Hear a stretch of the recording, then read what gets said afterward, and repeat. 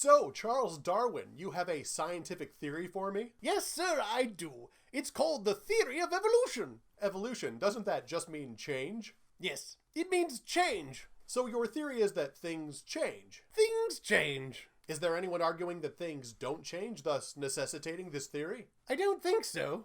I mean, change over time is a redundant idea, since merely being in time means to change. Does it?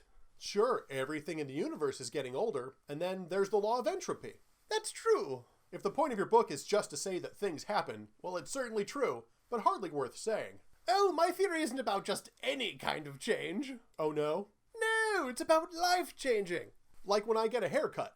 No, I mean changes over successive generations, over a long time. Like when the dodos went extinct.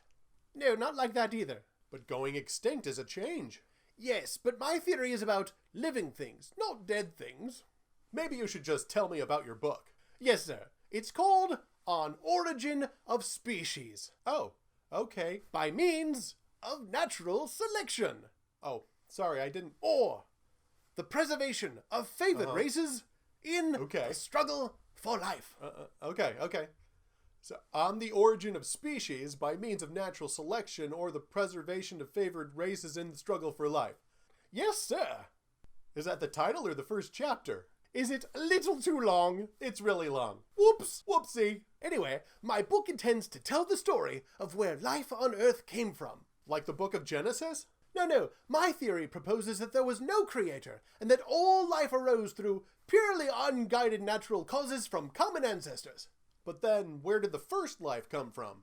It's made itself. Out of what? Puddles. Mud puddles. Maybe we'll just gloss over that part of the story for now. Yeah. So this title, On the Origin of Species by Means of Natural Selection. You're saying that natural selection is the means by which species originate. That's right. What is natural selection? Well, you know how in any animal population there are differences between the individual animals? Of course. Well, natural selection is when nature kills some of them. And the ones that are left, I call the fittest. So, natural selection is when environmental stressors cause those differences to allow some to survive while others die. Yes, some die while the fit survive. But how does this make a new species? Oh, it doesn't. I thought you were saying that natural selection is the means by which species originate. Yes, I said that in the title, yes. But in the book, you're saying it just reduces the variation of population by killing some? Except for the fit ones, yes. How does killing off a variation in the population cause the origin of a new species? The fit ones were already there.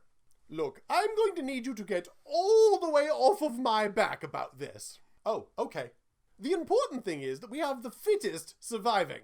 I call it survival of the fittest. Why are we calling it survival of the fittest when your theory admits that less fit members will survive too? I don't know. Fair enough. Look, the important thing is that I have created a scientific model that shows how nature, left to nature, can create all of the varieties of plant and animal life on Earth. Wow. And how many new species have you observed coming into being? Oh, none. It happens much too slowly to be observed. So it literally can't be observed? That's right.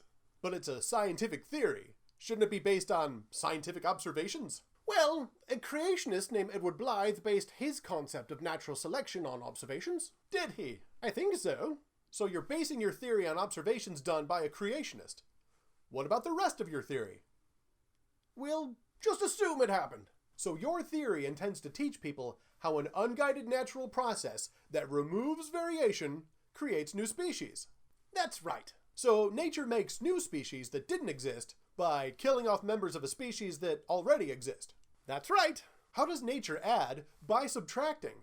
I don't know. Fair enough. Do you think you want to publish my book? Well, since this is a book proposing a scientific theory which can never be observed, for which there is no evidence and whose content disproves its own title, and whose substance requires you to believe that nature can add by subtracting, it might be hard to get people who are interested in science to buy it. Oh no, it'll be super easy. Barely an inconvenience. How so? We'll just tell them that my theory disproves the existence of God.